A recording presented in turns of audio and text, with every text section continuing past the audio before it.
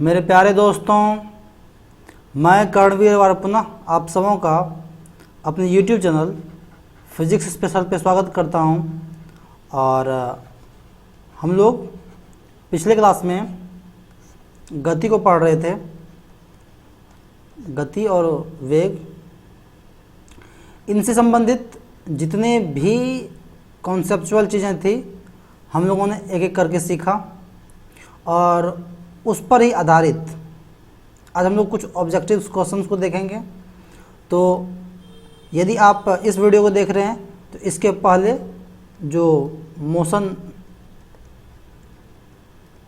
1 के नाम से एक वीडियो पहले जो अपलोड किए हैं, पहले आप उसको देखिए, क्योंकि अगर आप उसको देखते हैं तो उस आधार पे आप आज जो भी क्वेश्चंस होंगे उसको आप सॉल्व कर सकते हैं। ठीक है, कॉपी पेन लेके बैठिए और जो भी क्वेश्चंस होंगे देखिए, आप उसको सॉल्व करके देखिए, सारा ऑब्जेक्टिव्स है और देखते हैं आप कितना अटेम्प्ट कर पाते हैं। इससे आपका अपना अवलोकन भी हो जाएगा और अगर इसके पहले आप वो वीडियो देख लेते हैं तो आपका कॉन्सेप्ट भी क्लियर हो जाएगा। ठीक है, तो आइए चलते हैं आज ऑब्जेक्टिव स्कोर। आज का जो पहला ऑब्जेक्टिव है, क्वेश्चन है कि किसी निर्दिष्ट दिशा में किसी वस्तु की गति को क्या कहा जाता है। गति और एक फिक्स दिशा में, एक निश्चित दिशा में जो भी हम लोग गति होता है उसको हम लोग क्या बोलते हैं? वेग बोलते हैं, वेलोसिटी बोलते हैं उसको। अब याद देखिए, जो स्पीड है, स्पीड जो होता था वो भी एक गति है और वेलोसिटी भी गति है, जिसका कि कॉन्सेप्ट हम लोग पहले पढ़ चुके हैं। इसमें कोई डायरेक्शन, फिक्स डायरेक्शन नहीं रहता है। जो कि वेलोसिटी क्या है, ये भी एक स्पीड ही है विथ फिक्स्ड डायरेक्शन। अगर डायरेक्शन फिक्स रहे तो हम लोग उसको वेग बोलते हैं। ठीक है, नेक्स्ट क्वेश्चन है कि किसी पिंड का वेग समरूप कहा जाता है जब। अब वेग समरूप कब कहा जाएगा? ऑप्शन देखते हैं। वेग का सिर्फ मान नियत हो, वेग की सिर्फ दिशा नियत हो, वेग का मान और दिशा दोनों नियत हो, वेग का मान और दिशा दोनों परिवर्तनशील हो। एक्चुअल में वेग क्या होता है कि उसको हम लोग समरूप तब कहते हैं जब उसका मान और दिशा, मतलब उसका जो मैग्नीट्यूड है और डायरेक्शन है, दोनों नियत हो, दोनों फिक्स हो, तब हम लोग उसको बोलते हैं वेग जो है वो समरूप है। ठीक है, नेक्स्ट क्वेश्चन देखते हैं। नेक्स्ट क्वेश्चन है चाल, दूरी और सही समय का सही संबंध क्या है। चाल, स्पीड जो है, और दूरी और समय का सही संबंध क्या है। तो वैसे भी क्या होता है भाई, चाल बराबर क्या फॉर्मूला होता है? दूरी बटा समय। ये स्पीड है, इन speed is equal to d/t। तो ये आपका जो स्पीड है वो रेशियो होता है किसका? d और t का। एक बात यहीं पे हम लोग एक चीज़ और सीख लेते हैं कि वेलोसिटी जो है वो रेशियो होता है डिस्प्लेसमेंट का, डिस्प्लेसमेंट और टाइम का जो रेशियो होता है उसको हम लोग वेलोसिटी बोलते हैं, और डिस्टेंस और टाइम का जो रेशियो होता है उसको हम लोग स्पीड बोलते हैं, चाल बोलते हैं। ठीक है, नेक्स्ट क्वेश्चन देखिए क्या है कि तात्कालिक वेग और औसत वेग तब बराबर होते हैं जब। अब ये तात्कालिक वेग क्या है पहले आपको ये जानना पड़ेगा, और औसत वेग क्या है। देखिए, तात्कालिक वेग क्या होता है कि अगर कोई असमान गति से वस्तु मतलब गतिशील है, ठीक है, तो मान लीजिए कभी 5 मीटर प्रति सेकंड से गतिशील है, कभी 10 मीटर प्रति सेकंड से गतिशील है, तो हम लोग कहते हैं कि ये जो गति है भाई ये असमान है, ये जो वेग है ये असमान है। ठीक है, लेकिन कह रहा है कि और तात्कालिक वेग क्या होता है कि किसी भी पर्टिकुलर टाइम में जो भी वस्तु का वेग होता है उसको लोग तात्कालिक वेग कहते हैं। ठीक है, तो क्वेश्चन कह रहा है कि तात्कालिक वेग और औसत वेग कब बराबर होता है। तो देखिए, अगर वेग में लगातार परिवर्तन हो रहा है तब तो तात्कालिक वेग और औसत वेग कभी बराबर होगा नहीं। तो वो कब बराबर होगा कि जब वेग में कोई भी परिवर्तन ना हो। जब वेग में कोई परिवर्तन नहीं होगा, चलिए आइए थोड़ा सा देख लेते हैं। जैसे मान के चलिए ये मेरा टाइम है और ये मेरा डिस्प्लेसमेंट है, विस्थापन है, ये मेरा टाइम है और वेग में परिवर्तन नहीं हो रहा है। चलिए वेलोसिटी ले लेते हैं, वेग में परिवर्तन नहीं हो रहा है, उसका मतलब वेग फिक्स है, वेग में कोई भी अंतर नहीं आ रहा है। टाइम में अंतर आ रहा है लेकिन वेग में अंतर नहीं आ रहा है। और जब वेग में अंतर नहीं आएगा, वेग में कोई परिवर्तन ही नहीं होगा, तो ऑप्शन देखते हैं। एक समान त्वरण, वृत्त एक वृत्त में चल रहा हो, डैश में परिवर्तित त्वरण हो और शून्य त्वरण हो। तो जब एक समान से, इसका मतलब है कि ये गति जो है वो एक समान वेग से मतलब गति कर रहा है। और जब समान वेग से गति कर रहा हो, एक समान वेग से गति कर रहा हो, तो उसमें त्वरण का मान क्या होता है? शून्य होता है। क्योंकि त्वरण है क्या? त्वरण वेग में परिवर्तन का दर है और यहाँ तो वेग में परिवर्तन हो नहीं रहा है, अर्थात त्वरण क्या होगा? उसका त्वरण शून्य हो जाएगा। नेक्स्ट क्वेश्चन देखिए, कह रहा है कि किसी पिंड का विस्थापन समय के समानुपाती पाया जाता है। तो पिंड का, अगर देखिए जो पहले क्वेश्चन था सेम क्वेश्चन है कि पिंड का विस्थापन और समय का जो अनुपात है, समझिए इसको।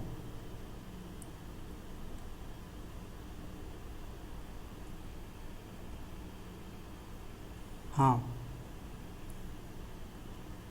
सॉरी, क्या बोल रहा था मैं कि विस्थापन और समय का जो ग्राफ है वो क्या कहलाता है? वेग कहलाता है। यानी अगर विस्थापन और समय समानुपाती में है, इसका मतलब है कि उसका जो वेग है वो क्या होगा? समरूप होगा।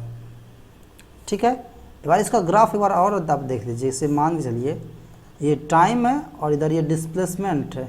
ठीक है, अगर ये एक समरूप है, मतलब अगर टाइम बढ़ाएंगे, अगर ये टाइम बढ़ा रहे हैं तो डिस्प्लेसमेंट भी बढ़ रहा है, इसका मतलब ये समरूप है। और ये जो है ग्राफ, ये वेग का है, उसको हम लोग वेग बोलते हैं।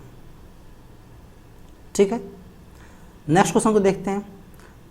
मुक्तावस्था में गिरते हुए पिंड द्वारा तय की गई दूरी समानुपाती होता है।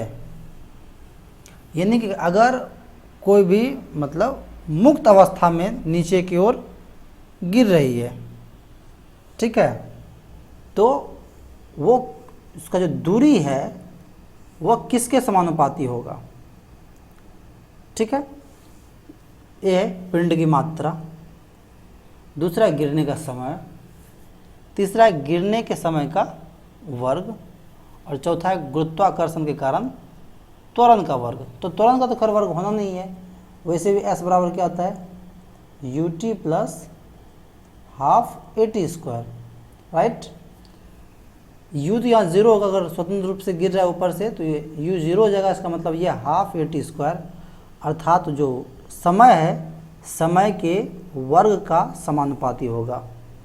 अर्थात गिरने का जो दूरी है वह गिरने के समय के वर्ग का समानुपाती होगा। कोई दिक्कत है? जी बिल्कुल। नेक्स्ट क्वेश्चन तो देखते हैं। नेक्स्ट क्वेश्चन क्या है कि 5 kg की वस्तु पर 40 न्यूटन के बल को लगाने से प्राप्त त्वरण होगा। देखिए कुछ चीज़ें हैं जिसको आप आसानी से समझ सकते हैं। यानी ये आपका 5 kg है, वो द्रव्यमान दिया हुआ है, अर्थात ये m का वैल्यू दिया हुआ है। ये 40 न्यूटन है, इसका मतलब ये f का वैल्यू दिया हुआ है। त्वरण पूछ रहा है, अर्थात a पूछ रहा है। तो एक फॉर्मूला हम लोग जानते थे, F बराबर ma। ठीक है, तो a बराबर क्या सकते हैं? F बटा m। अर्थात ये 40 न्यूटन है बटा ये 5 है, घटा देंगे, इसका मतलब हो गया 8 मीटर प्रति सेकंड स्क्वायर, अर्थात ऑप्शन नंबर ए। कोई दिक्कत? नेक्स्ट क्वेश्चन है कि एक भीड़ भाड़ वाली सड़क पर एक बस की गति डैश गति का एक उदाहरण है। अगर कि भीड़ भाड़ वाला जगह सड़क है तो वहाँ कभी गाड़ी का स्पीड ज़्यादा रहेगा, कभी गाड़ी का स्पीड कम रहेगा, ऐसा होता है। इसका मतलब है कि जो भीड़ भाड़ वाले स्थान में बस का जो गति है वो असमान होता है। क्या होता है भाई? असमान होता है। इसी को हम लोग बोलते हैं अस्थिर गति या फिर वेग, कुछ भी कह सकते हैं। गति हो या चाल बोलें या फिर वेग बोलें, मुख्य रूप से इसके 4 प्रकार होते हैं। एक बार आप उसको देख लीजिए। एक होता है आपका स्थिर या एक समान,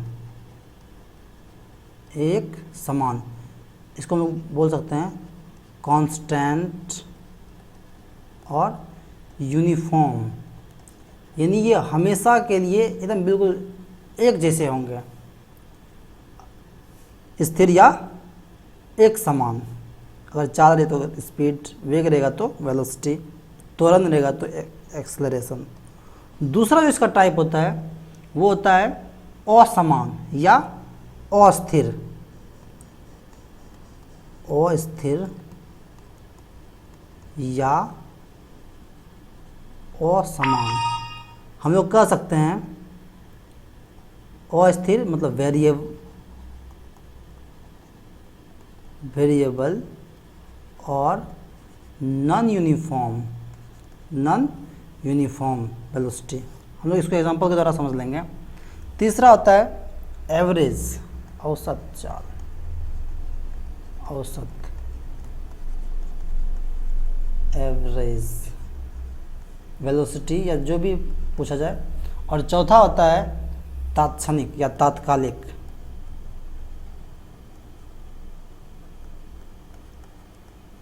तात्क्षणिक या तात्कालिक, इंस्टेंटेनियस।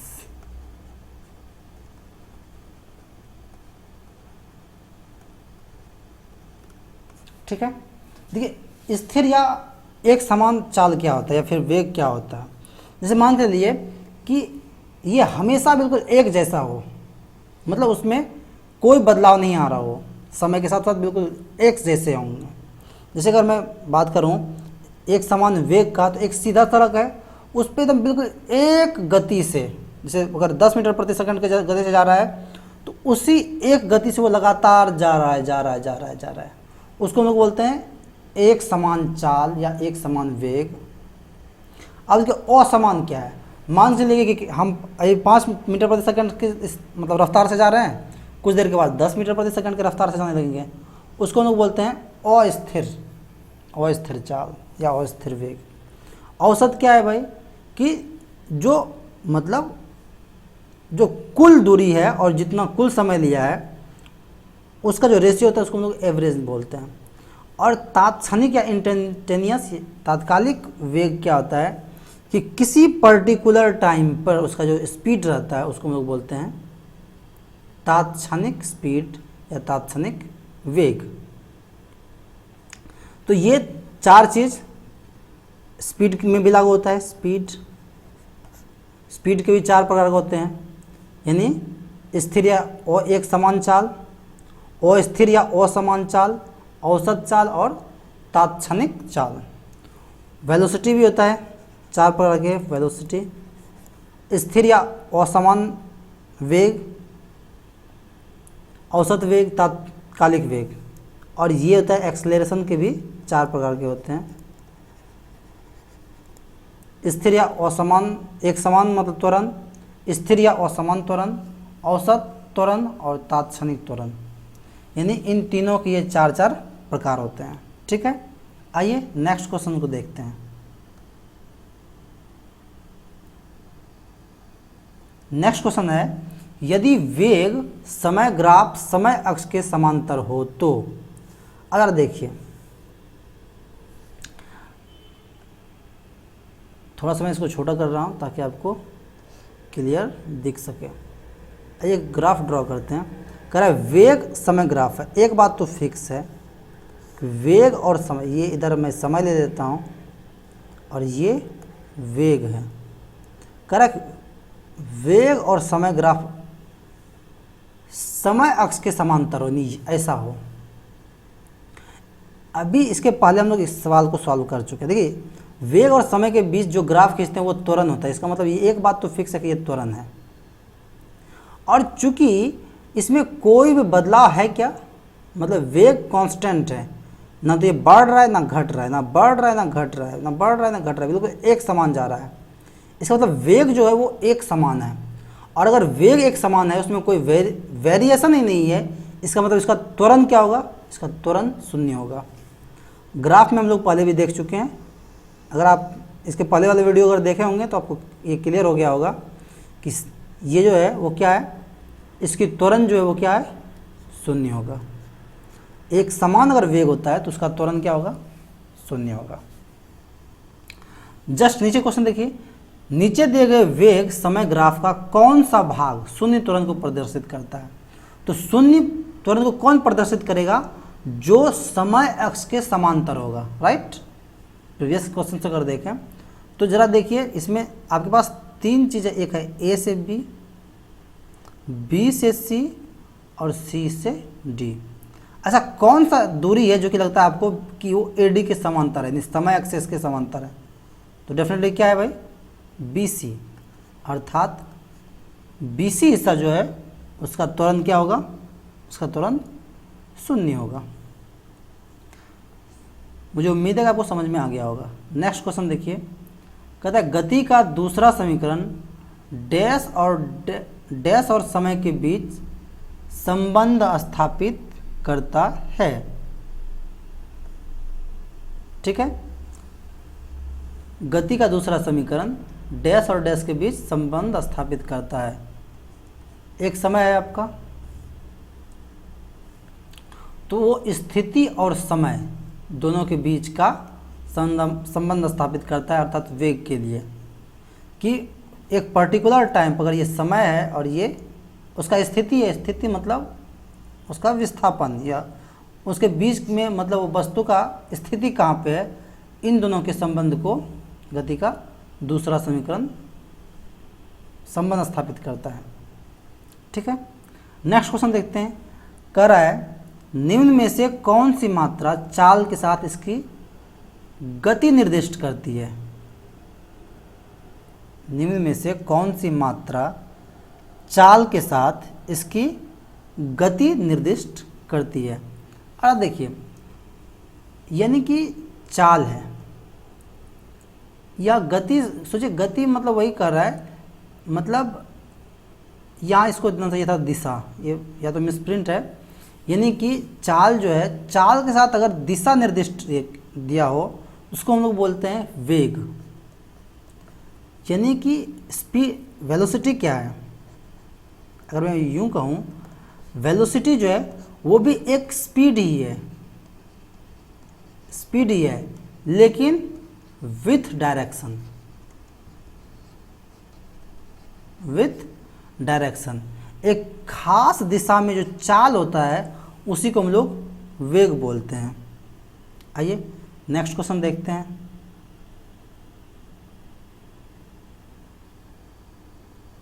नेक्स्ट क्वेश्चन है कि एक निश्चित दिशा में बढ़ रही वस्तु की गति को वैज्ञानिक शब्दावली में किस पद के रूप में जाना जाता है। तो ये तो सिंपल सी बात है कि अगर निश्चित दिशा में बढ़ रही है तो उसको हम लोग वेग कहेंगे। अभी जस्ट इससे थोड़ी देर पहले इसको पढ़ चुके हैं। नेक्स्ट है वेग में परिवर्तन बटा लगने वाला समय, अर्थात वेग में परिवर्तन का जो दर होता है del v by del t is equal to a. और ए हम लोग क्या जानते हैं, ए क्या होता है भाई, ए इट मीन्स एक्सेलरेशन, अर्थात त्वरण। त्वरण का डेफिनेशन भी हम लोग जाने थे कि वेग में परिवर्तन के दर को त्वरण कहते हैं। नेक्स्ट कह रहा है कि एक समान तल वाले सीधी सड़क पर नियत त्वरण पर दौड़ने वाले कार के संबंध में इनमें से कौन सा कथन सही है। जरा बहुत अच्छा क्वेश्चन है ये, देखिए नियत त्वरण है मतलब त्वरण फिक्स है, यानी एक खास गति से लगातार उसके चाल में वृद्धि हो रही होगी। जब जरा सोच के देखिए, जब हम लोग कहते हैं ना कि किसी भी चीज़ का त्वरण है 5 मीटर स्क्वायर, इट मीन्स हम कह रहे हैं कि हर एक सेकेंड में वह 5 मीटर प्रति सेकेंड का जो रफ्तार वो बढ़ जा रहा है। ठीक है, वो अगर आप कॉन्सेप्चुअल क्लास देखे होंगे तो वहाँ आपको क्लियर हो जाएगा ये। चलिए पहला है ऑप्शन, कार का त्वरण शून्य है, ये तो होगा नहीं। कह रहे कार का वेग शून्य है, ये भी नहीं होगा। कह रहे कार का त्वरण निरंतर बदल रहा है, भाई त्वरण तो फिक्स है। कार का वेग निरंतर बदल रहा है, ये बात सही है।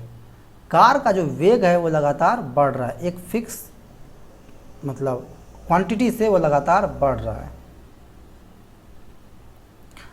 मैं यहाँ पे एक चीज़ और क्लियर कर देना चाहता हूँ। जैसे मान के लिए कि विस्थापन का जो दर है उसको लोग बोलते हैं वेलोसिटी। विस्थापन में जो दर है उसको लोग क्या बोलते हैं, वेलोसिटी बोलते हैं। और वेलोसिटी का जो दर है उसको हम लोग एक्सेलरेशन बोलते हैं, त्वरण बोलते हैं। यानी विस्थापन का जो दर है वो वेग कहलाता है और वेग का जो दर है उसको हम लोग त्वरण बोलते हैं। ठीक है, नेक्स्ट क्वेश्चन को देखते हैं।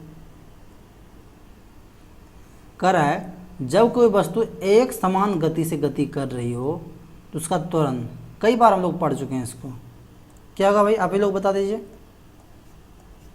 अगर एक समान गति से कर रहा है तो उसका त्वरण क्या हो जाएगा, शून्य हो जाएगा। चाहे किसी कैसे भी घुमा फिरा कर अगर आपसे पूछा जाए तो अब आप बताने में सक्षम हैं। नेक्स्ट क्वेश्चन है कि डैश का उपयोग एक वस्तु की समग्र गति का वर्णन करने और किसी दिए गए समय पर इसकी प्रारंभिक स्थिति के संदर्भ में अंतिम स्थिति का पता लगाने के लिए किया जाता है। देखिए सीधी सी बात है, इसका मतलब समझ लीजिए, करना कुछ नहीं है। कह रहा है कि अगर कोई वस्तु गति मतलब कर रहा है तो उसकी जो प्रारंभिक स्थिति है और अंतिम स्थिति है तो उसको पता लगाने के लिए हम लोग क्या क्या जानते हैं। तो उसके लिए हम लोग जानते हैं दूरी और विस्थापन, कि भाई वो उस पूरे समय के दौरान कितना दूरी तय किया और उसकी स्थिति क्या है। जैसे कि अगर हम आपको एक चीज़ और समझाएं, वैसे समझा चुका हूँ इसको, पहले भी हम लोग कॉन्सेप्ट में देख चुके। जैसे मान के लिए कि एक वस्तु यह है, मान के लिए यहाँ से कोई बंदा यहाँ आया, इसकी दूरी है 100 मीटर और पुनः ये यहाँ से यहाँ आया, यानी ये एक बार गया और पुनः ये वापस आया। तो इन दोनों केस में अगर हम लोग डिस्टेंस का बात करेंगे तो डिस्टेंस को कितना तय कर लिया, 100 मीटर जाने में और 100 मीटर आने में, 100 + 100 अर्थात वो 200 मीटर तय कर लिया दूरी। लेकिन अगर बात करेंगे डिस्प्लेसमेंट का कि भाई रिजल्ट के रूप में जब आप इतना इतना तय किए तो आपका अभी स्थिति क्या है, यानी प्रारंभिक स्थिति क्या है और अंतिम स्थिति क्या है। तो प्रारंभिक स्थिति में वो यही था और हर जगह से घूम घाम के आके भी अंतिम स्थिति भी यही है। इसका मतलब है दोनों की स्थिति में कोई बदलाव आया क्या, नहीं आया। इसका मतलब उसका डिस्प्लेसमेंट क्या होगा, उसका डिस्प्लेसमेंट 0 हो जाएगा। कोई दिक्कत? आइए नेक्स्ट क्लास मतलब क्वेश्चन को देखते हैं। कह रहा है वेग और समय का गुणनफल क्या प्रदान करता है, वेग और समय। तो आइए एक बार देख लेते हैं। तो वेग होता क्या है, वेलोसिटी जो है वो क्या होता है, डिस्प्लेसमेंट बाय टाइम। और अगर इन दोनों को गुना कर देंगे वेग into T is equal to what, D, और डी इट मीन्स डिस्प्लेसमेंट, अर्थात क्या बताता है, वह विस्थापन को प्रदान करता है। वैसे भी अगर आपको समझ में आया तो ठीक है, नहीं तो एक चीज़ और देख लीजिए, हम लोग क्या जानते हैं, वेग बराबर विस्थापन बटा समय, तो ये इधर डिवाइड कर देगा, गुना करेगा, वेग गुना समय बराबर विस्थापन। कोई दिक्कत? नेक्स्ट क्वेश्चन है कि यदि किसी वस्तु द्वारा तय की गई दूरी शून्य है तो वस्तु का विस्थापन कितना होगा। यहाँ से एक दो कॉन्सेप्ट और समझिए, वो तो डेफिनेटली शून्य होगा ही। अगर वस्तु के द्वारा तय की गई दूरी शून्य है तो ये हमेशा होगा कि उसका विस्थापन शून्य होगा। लेकिन क्या यदि विस्थापन शून्य है, यदि विस्थापन शून्य है तो क्या दूरी हमेशा शून्य होगा। एक बार गौर, क्वेश्चन सिर्फ अगर हम इसको पलट दें तो इसका तो खैर शून्य होना है। यदि दूरी शून्य है तो डेफिनेटली उसका विस्थापन भी शून्य होगा। लेकिन यदि विस्थापन शून्य होता है तो क्या दूरी हमेशा शून्य होगा, तो आपका आंसर होना चाहिए नहीं, हमेशा जीरो नहीं होगा। हो भी सकता है लेकिन हमेशा नहीं होगा, क्योंकि इसके पहले जो हम लोग सवाल देखे थे वहाँ पता चल गया था कि अगर बाय द वे मान के लिए कि अगर कोई वस्तु एक सर्कुलर पाथ पे से घूम रहा है, यहाँ से घूमा और यहाँ आ गया, तो ये तो दूरी तो तय किया भाई, ये पूरा का पूरा राउंड लगा लिया, एक चक्कर लगा लिया, तो ये दूरी तो कुछ ना कुछ तय किया। दूरी तय किया कितना, 2πr, ये इसका डिस्टेंस हो गया, डिस्टेंस। लेकिन अगर मैं बात करूँगा डिस्प्लेसमेंट का, तो जहाँ से शुरू किया था वो वहीं आ गया। इसका मतलब क्या हो गया, इसका विस्थापन क्या है, 0। ठीक है, नेक्स्ट क्वेश्चन देखिए। नेक्स्ट क्वेश्चन कहता है कि एक वस्तु को ऊपर की ओर फेंका जाता है, यह 100 मीटर की ऊंचाई तक जाती है और फिर फेंकने वाले के पास वापस आ जाती है। वस्तु का वास्तविक विस्थापन 50 मीटर है। वस्तु द्वारा तय की गई कुल दूरी 0 है। वस्तु का वास्तविक विस्थापन 100 मीटर है। वस्तु का वास्तविक विस्थापन 0 है। मुझे लगता है कि इसका एक्सप्लेनेशन का जरूरत ही नहीं है। उसका विस्थापन क्या जगह 0 का, मतलब ये 100 मीटर ऊपर फेंका फिर आ गया वापस, तो दूरी तो ये 100 मीटर तय किया, 200 तय किया, बट विस्थापन क्या हुआ, 0 हुआ। नेक्स्ट, विस्थापन की परिवर्तन के दर को क्या कहते हैं, अब जस्ट बात किए हैं। विस्थापन के परिवर्तन के दर को वेग कहते हैं। यदि कोई वस्तु समान समय अंतराल में असमान दूरी तय करे, अभी जस्ट थोड़ी देर पहले पढ़े थे, वेग के 4 प्रकार पढ़े थे ना, यानी समान समय अंतराल में असमान दूरी तय करता है, उसको हम लोग क्या बोलेंगे, उसको बोलते हैं असमान गति। क्या बोलते हैं उसको, असमान या अस्थिर। अस्थिर यानी वेरिएबल, या इसी को बोलते हैं नॉन यूनिफॉर्म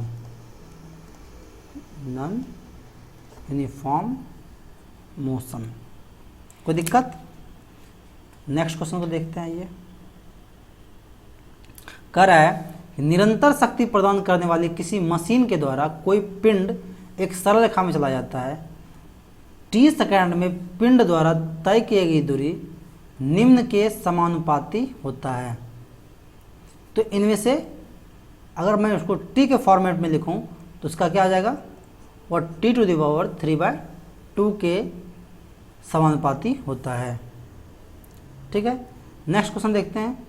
कह रहा है जब एक पर्यवेक्षक के सापेक्ष समय के साथ वस्तु की स्थिति लगातार बदलती जा रही है तो उस केस में हम लोग क्या बोलते हैं। देखिए, कहा जाता है कि वह शून्य वेग पर है, कहा जाता है कि वह गतिशील है, कहा जाता है कि उसने कुछ दूरी तय की है, कहा जाता है कि वह आराम की स्थिति में है। देखिए, अगर जब हम लोग पढ़ रहे थे तो शुरू में ही पढ़े थे कि यदि समय के सापेक्ष, समय के साथ साथ कोई भी वस्तु अपने स्थिति में लगातार परिवर्तन करता है तो हम लोग कहते हैं कि वस्तु गति में है। क्या बोलते हैं कि वस्तु गति में है। चलिए नेक्स्ट क्वेश्चन है कि किसी वस्तु का त्वरण इसके डैश में प्रति इकाई समय में हुआ परिवर्तन है। त्वरण क्या होता है भाई? वेग में परिवर्तन के दर को हम लोग त्वरण बोलते हैं। इसका मतलब है कि किसी वस्तु का त्वरण इसके वेग में परिवर्तन, वेग में प्रति इकाई समय में हुआ परिवर्तन है। निम्नलिखित में से कौन सी एक वेक्टर मात्रा है? सीधा समझिए, सदिश। सदिश कौन सा है? समय नहीं है, तापमान नहीं है, दूरी नहीं है। सदिश क्या है भाई? वेग, क्योंकि सिर्फ वेग ही है जिसके पास मैग्नीट्यूड और डायरेक्शन दोनों है, परिमाण और दिशा। ठीक है, नेक्स्ट क्वेश्चन देखिए, कह रहा है फ्रेम के संदर्भ में जो समय का फंक्शन है एक वस्तु की स्थिति में परिवर्तन की दर है, उसे क्या कहा जाता है? ठीक है, सीधी सी बात है कि समय का जो फंक्शन है और स्थिति मतलब समझिए कि स्थिति में परिवर्तन का दर, इसका मतलब हो गया कि उसके विस्थापन का दर। मान लीजिए कोई वस्तु यहाँ है, दूसरे समय में यहाँ हो गया, इसका मतलब इसके बीच का जो विस्थापन है उसका जो दर है उसको हम लोग क्या बोलते हैं? वेग कहते हैं। एक ही क्वेश्चन को कई प्रकार से पूछा जा सकता है, इस बात को हम लोग देख चुके हैं। सिर्फ वेग के बारे में कई प्रकार से सवाल था जो हम लोग देखें। नेक्स्ट सवाल है कि समय के साथ किसी वस्तु का वेग दिखाने वाले ग्राफ क्या कहा जाता है? ठीक है, वेग जो दिखाने का जो ग्राफ होता है उसको हम लोग बोलते हैं वेग समय ग्राफ। क्या है भाई? वेग समय ग्राफ। कह रहा है शून्य त्वरण का अर्थ है वस्तु का वेग स्थिर होता है, वस्तु का वेग कम होता है, वस्तु का वेग शून्य होता है, वस्तु का वेग बढ़ जाता है। जब त्वरण शून्य है इसका मतलब है कि वो यूनिफॉर्म स्पीड में जा रहा है, एक समान वेग से जा रहा है। इसका मतलब उसका जो वेग है वो स्थिर है, वेग नहीं बदल रहा है। ठीक है, नेक्स्ट क्वेश्चन देखिए, धनात्मक त्वरण का अर्थ क्या है? इसका मतलब उसका वेग लगातार बढ़ रहा है, धीरे धीरे धीरे धीरे धीरे बढ़ रहा है। वस्तु का वेग कम होता है, गलत है, क्योंकि जब वस्तु का वेग कम होगा तो त्वरण क्या होगा? ऋणात्मक होगा, और ऋणात्मक त्वरण को क्या बोलते हैं भाई? मंदन बोलते हैं। यहाँ का धनात्मक त्वरण है तो वस्तु का वेग स्थिर होता है, जब स्थिर होगा तो त्वरण क्या होगा भाई? वेग अगर स्थिर होगा तो त्वरण जीरो हो जाएगा। कह रहा है वस्तु का वेग बढ़ जाता है और वस्तु का वेग शून्य हो जाता है। आंसर क्या आना है भाई? वस्तु का वेग बढ़ जाता है। इस केस में रिटार्डेशन होगा, मंदन होगा। इस केस में जो त्वरण है वो जीरो हो जाएगा। यहाँ वेग जीरो है, इसका मतलब वो विरामावस्था में है। धनात्मक त्वरण का मतलब उसका वेग लगातार बढ़ते जाता है, बढ़ते जाता है और लगातार बढ़ते ही जाएगा। नेक्स्ट क्वेश्चन देखिए, कह रहा है गति का द्वितीय समीकरण क्या है? बहुत अच्छा सवाल है। राइट, हम लोग फॉर्मूला देखे थे, S बराबर ut प्लस हाफ AT²। इसमें कुछ समझने लायक नहीं है, सिर्फ याद रखना है इसको। शून्य से स्वतंत्र रूप से गिरने वाली वस्तु में समान गति होती है, समान बल होता है, समान त्वरण होता है, इनमें से कोई नहीं। एक बात याद रखिए कि जब कोई भी चीज़ हम लोग ऊपर से स्वतंत्र रूप से गिर रहा होता है तो उसमें जो त्वरण है वो समान होता है। जैसे यहाँ देखिए, हम बात पहले भी किए थे कि जब सिर्फ उस पर g एक्ट करता है, g जिसका मान होता है 9.8 मीटर प्रति सेकंड स्क्वायर, यही हमेशा जब भी कोई वस्तु हम लोग ऊपर से नीचे की ओर लगातार छोड़ देते हैं तो वो इसी ग्रेविटेशनल एक्सेलरेशन के साथ नीचे ज़मीन पे गिरती है। तो इसका आंसर क्या जाएगा भाई? कि उसमें समान त्वरण होता है। नेक्स्ट क्वेश्चन है कि डैश वह भौतिक राशि है जो कभी भी ऋणात्मक नहीं हो सकती है। ये बहुत अच्छा क्वेश्चन है, कॉन्सेप्ट में हम लोग जाकर देखे थे कि दूरी जो है वो कभी भी ऋणात्मक नहीं हो सकती है। डिस्टेंस कभी भी ऋणात्मक नहीं होगी, जबकि विस्थापन जो है वहाँ पे हम लोग देखे थे, विस्थापन ऋणात्मक भी हो सकता है, धनात्मक भी हो सकता है और ज़ीरो भी हो सकता है, तीनों चीज़ हो सकता है। लेकिन दूरी जीरो हो सकता है, पॉजिटिव हो सकता है, कभी भी ये ऋणात्मक नहीं होगा। ठीक है, आइए नेक्स्ट सवाल को देखते हैं फटाफट। कोई पिंड भी के साथ ऊपर की ओर ऊर्ध्वाधर रूप से फेंका जाता है, यह ऊंचाई h तक पहुंचने के बाद पृथ्वी की ओर लौट आता है। पिंड द्वारा तय की गई दूरी तथा विस्थापन का अनुपात। बहुत अच्छा क्वेश्चन है, चलिए इसको एक बार समझने का कोशिश करते हैं। ठीक है, चलिए मान के लिए कि वस्तु यहाँ है, इसको फेंके ऊपर की ओर और ये ऊपर तक गया और ये भैया वापस गिर गया इसी जगह पे। ये जो हाइट है ये h है, ठीक है, ये गया और ये वापस उसी बिंदु पर आ गया। ठीक है, तो कह रहा है कि तय की गई दूरी और विस्थापन, यहाँ से आप दोनों चीज़ सीख लीजिएगा। ये यहाँ से यहाँ तक आया h और फिर वहाँ से वहाँ तक नीचे आया h, तो दूरी कितना हो गया भाई, लिखते हैं दूरी बट्टा विस्थापन। दूरी कितना हो गया, h जाने में फिर h आने में, तो 2h हो गया, बट विस्थापन क्या हो गया, 0 और समथिंग बटा 0, इन्फिनिटी, अनंत। अर्थात इसका आंसर क्या आ जाएगा भाई, इसका आंसर हो जाएगा अनंत। करें किसी पिंड के वेग समय ग्राफ सरल रेखा में आता है तब मूल बिंदु से गुजरते हुए एक्स एक्सिस को छूता है। ठीक है, इसे मान के लिए कि तो उस केस में आपके पास समान त्वरण है। अगर समान त्वरण होगा तो सरल रेखा में तो होगा, लेकिन वो कभी भी एक्स एक्सिस से नहीं गुजरेगा।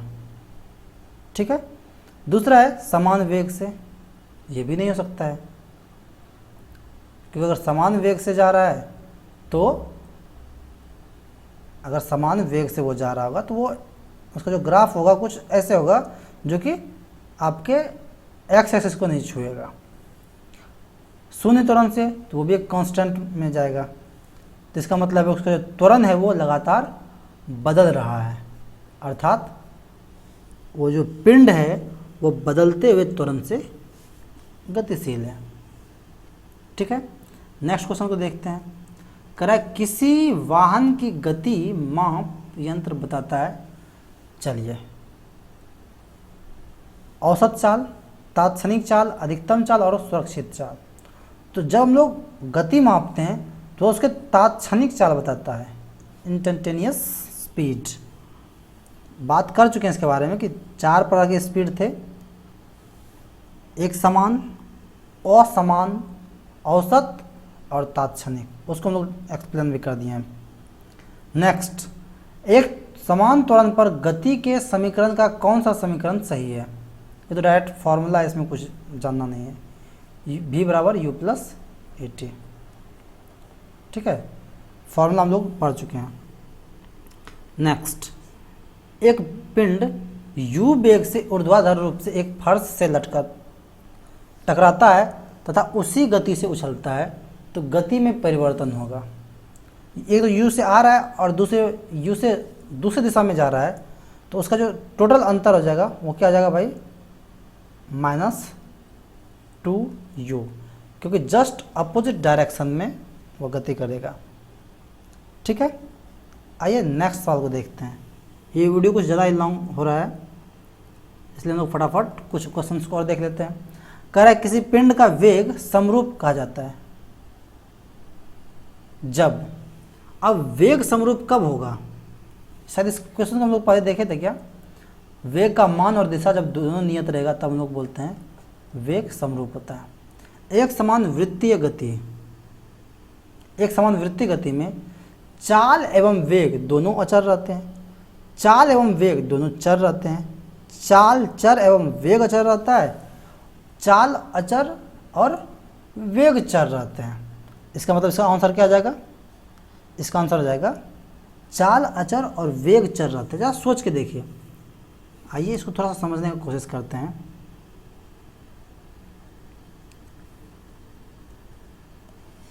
चलिए आइए इसको समझते हैं थोड़ा सा। से मान चलिए कि ये एक सर्कल है,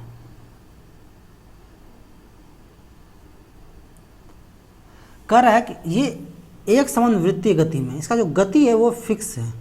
लेकिन अगर आप इसको गौर से देखिए तो गति तो इसका फिक्स है, लेकिन डायरेक्शन फिक्स है क्या?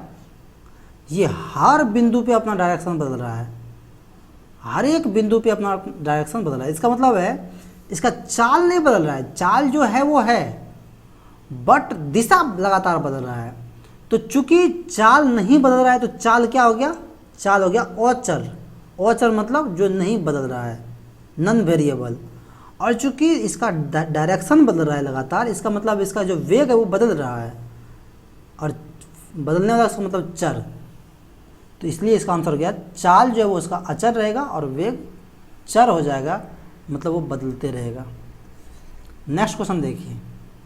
वेग v से चलती हुई कार का ड्राइवर a दूरी पर अचानक सामने एक चौड़ी दीवार देखता है, उसे निम्नलिखित करना चाहिए। तो देखिए ये तो कॉमन सेंस का सवाल है कि एक स्पीड से जा रही है और अचानक उसको कोई दीवार दिख गया तो वो क्या करेगा?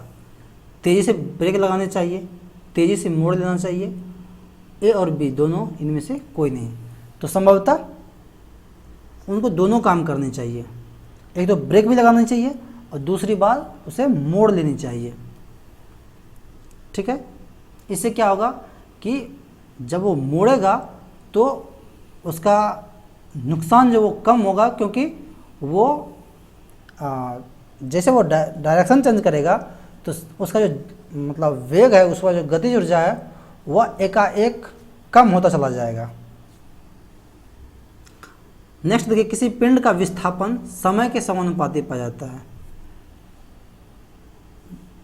पिंड का जो विस्थापन है वो समय के समानुपाती पाया जाता है। इसका मतलब कि समय के साथ साथ वो बदल रहा है, उसके समानुपात है।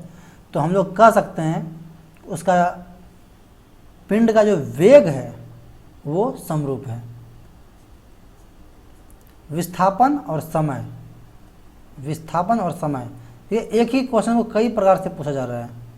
विस्थापन और समय का जो ग्राफ है वो समानुपाती है, इसका मतलब है उसका वेग समरूप होगा। नेक्स्ट क्वेश्चन देखते हैं।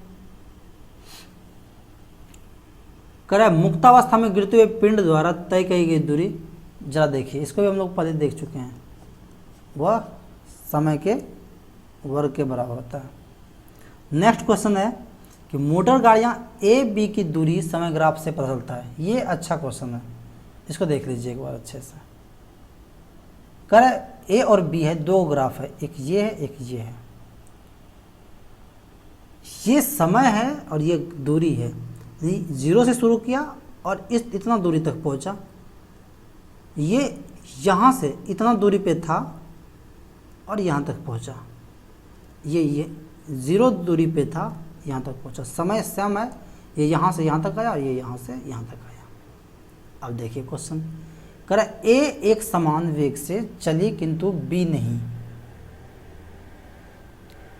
ठीक है, दूसरा कह रहा है कि पूरी दूरी तक बी की अपेक्षा ए अधिक वेग से चले।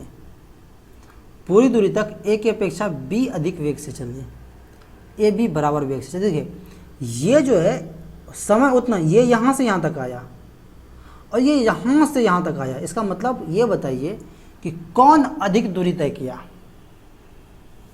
तो डेफिनेटली बी अधिक दूरी तय किया है, समय तो उतना ही लिया है। हाँ, तो इसका मतलब है बी का जो वेग है वह ज़्यादा है, किसके अपेक्षा? ए की अपेक्षा। इसका मतलब है कि पूरी दूरी तक ए की अपेक्षा बी अधिक वेग से चली होगी। चलिए नेक्स्ट क्वेश्चन है कि शून्य से स्वतंत्र रूप से गिरने वाली वस्तुओं की, ये भी क्वेश्चन हम लोग देख चुके हैं, उसका त्वरण एक समान होता है। ठीक है, क्वेश्चन सेम है, सिर्फ पूछने का तरीका अलग अलग है। नेक्स्ट क्वेश्चन है कि एक वस्तु असमान वेग तथा समान त्वरण से गतिमान है, ठीक है, तब विस्थापन समय ग्राफ रेखीय होगा। विस्थापन समय ग्राफ और रेखीय होगा, वेग समय ग्राफ रेखीय होगा, वेग समय ग्राफ और रेखीय होगा। चलिए समान त्वरण से है, ठीक है, समान त्वरण से है, इसका एक बात तो फिक्स है, त्वरण किसका किसका ग्राफ होता है भाई, वेग और समय का ग्राफ त्वरण देता है, वेग और समय का ग्राफ त्वरण देता है, और ये समान त्वरण से गतिमान है, इसका मतलब वेग समय ग्राफ जो है वह रेखीय होगा, ठीक है, क्योंकि देखिए वेग असमान है, इसका मतलब वो वेग तो बदलते रहेगा लेकिन एक समान मतलब रफ्तार से वो वेग में बदलाव आ रहा है, उसी को मतलब त्वरण बोलते हैं। तो वेग समय ग्राफ जो होगा वो रेखीय होगा।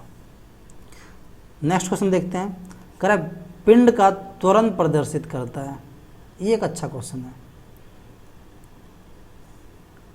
बता ऐसे हम ये भी दिए हैं, कह रहा है कि त्वरण, ये तो ऑलरेडी ए है इसमें, तो इसमें मतलब ये त्वरण का दर बोल रहा है, नहीं, त्वरण जो है वो किसका मतलब रेशियो किसका होता है, वो होता है वेग का, यानी dv/dt, ठीक है, इसको हम लोग क्या बोलते हैं, इसी को बोलते हैं त्वरण। और ये भी क्या है भाई, अगर आप भी को देखेंगे तो भी क्या होता है, भी होता है ds/dt, ds/dt मतलब वेग का जो वेग में परिवर्तन का जो दर है उसको हम लोग वेग बोलते हैं, और वेग में जो परिवर्तन का दर है उसको हम लोग त्वरण बोलते हैं। इसके अनुसार ये क्या होगा भाई, ds²/dt का स्क्वायर, अर्थात त्वरण जो है वह d2s/dt² को प्रदर्शित करता है। अगर ये समझ में आया आपको तो ठीक है, नहीं आया तो एक बार और इसको थोड़ा सा देख लीजिए, समझ में आ जाएगा। मैं क्या कहना चाह रहा था कि वेग जो है ना, वेग को हम लोग बोलते हैं ds/dt, यानी डिस्प्लेसमेंट का जो दर होता है उसको हम लोग वेग बोलते हैं, और dv/dt वेग में जो परिवर्तन का दर है उसको हम लोग त्वरण बोलते हैं। तो ये भी है, इस भी की जगह पे हम लोग इसको लगा देते हैं, तो ये मेरा दे देता है सेम टू सेम ये d2s/dt²। कोई दिक्कत? नेक्स्ट क्वेश्चन है कि एक कण एक समान वेग से गतिमान है, कण की गति के संबंध में निम्नलिखित में से कौन सा कथन सत्य है, ठीक है, देखिए एक करके हम लोग उसको देखते हैं। कह रहा है कि इसकी चाल शून्य है, इसका त्वरण शून्य है, समझ में आ गया होगा आपको। एक समान वेग है, कई बार पढ़ चुके हैं, जब एक समान वेग होगा तो उसका त्वरण क्या होगा, शून्य होगा। आइए नेक्स्ट क्वेश्चन देखते हैं। कह रहा है एक समान वेग से चलती किसी वस्तु का त्वरण, सेम क्वेश्चन है, क्वेश्चन सेम है, उसको सिर्फ अलग अलग तरीकों से पूछा गया है। मंदता का अर्थ क्या है, आप लोग पहले से जान रहे हैं। मंदता क्या होता है, ऋणात्मक त्वरण को हम लोग मंदन बोलते हैं, इसका मतलब वो ऋणात्मक है।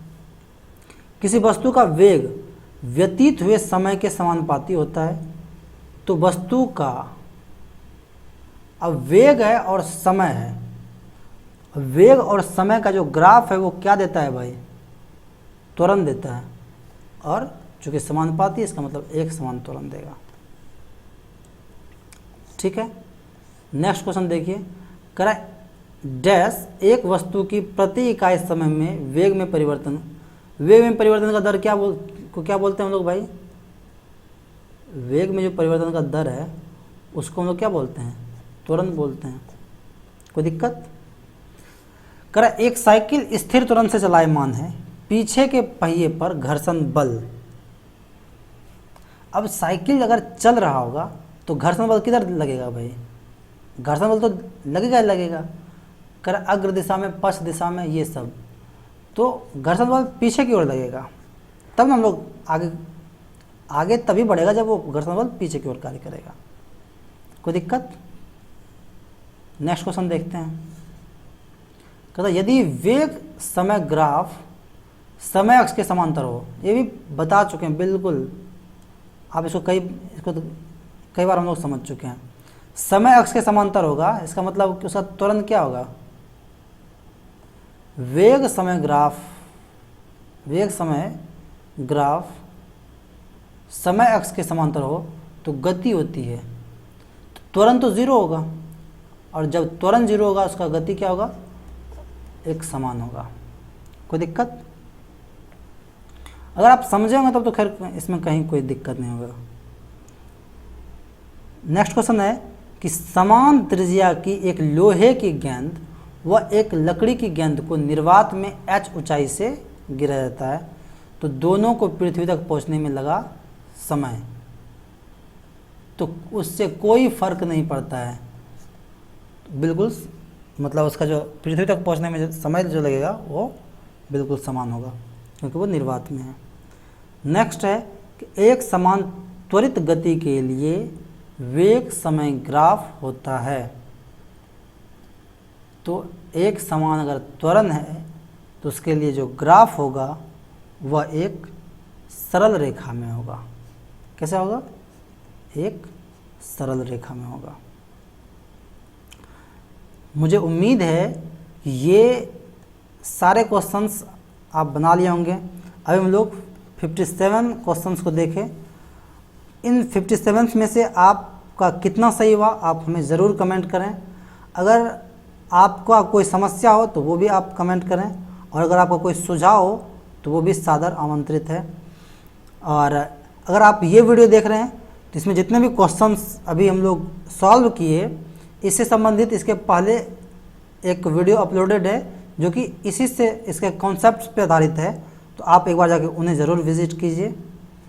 और अगर आपको वीडियो पसंद आ रहा है तो आप चैनल को सब्सक्राइब कर सकते हैं, ताकि आपको प्रत्येक चैप्टर का हम लोग प्रत्येक चैप्टर के एक कॉन्सेप्ट्स का एक अलग क्लास लेंगे, और फिर उस पर आधारित जो भी क्वेश्चंस पॉसिबल हैं ऑब्जेक्टिव्स, चाहे वो जहाँ से भी होगा, उसको हम लोग संग्रह करते हैं और फिर आपके लिए लेकर आता हूँ। यदि आपके कुछ क्वेश्चंस हैं तो वो भी आप हमें टेलीग्राम पे डाल सकते हैं, भेज सकते हैं। मैं अगले वीडियो में आपके उन सभी क्वेश्चंस को भी शामिल करने का कोशिश करूँगा। तब तक आप अपना ख्याल रखिए। वीडियो देखने के लिए धन्यवाद। पढ़ते रहिए।